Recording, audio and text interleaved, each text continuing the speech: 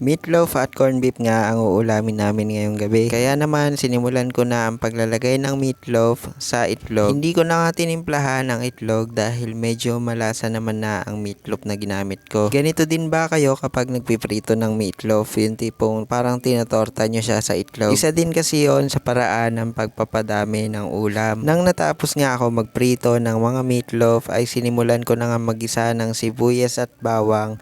Pagkatapos ay nilagay ko na nga ang corned beef. Ginisa ko na nga lang na mabuti hanggang sa lumabas na yung mantika ng corned beef. Pagkatapos ay naglagay na nga rin ako dyan ng itlog na natira doon sa parang pinagbabara ng meatloaf. Medyo hindi nga maganda yung mga itlog na nabili ko dahil pag kinrak mo siya ay parang namumuo-muo na. Hindi ko alam kung dahil ba sa sobrang init, basta parang mamumuo na yung sisiw niya sa loob. Kaya naman unti-unti na naming inuubos dahil isang tray yung binili namin noon nakaraan. Nang medyo nag-dry na nga itong ginisang corned beef na may itlog ay nilagyan ko na nga ng paminta. Hindi na nga rin ako naglagay ng asin dahil malasa na din naman ang corned beef na ginamit ko. Pagkatapos ay nilagyan ko ng kaunting tubig at ng seasoning granules. Tinakpan ko na nga muna hanggang sa mag-simmer na siya ng ganito. Hindi ko na nga lubos na pinatuyuan dahil para naman may sabaw kahit papano. At dahil parang almusal nga ang aming hapunan ay nagsangag na rin ako ng kanin. Mas masarap kasi na isasangag ang mga lamig na kanin lalo kapag ganito ang ulam. Hinalo ko lang ng hinalo hanggang sa wala ng buo-buo sa kanin. At ayun na, luto na nga ang aming almusal sa hapunan. Yun lang guys. Thank you for watching.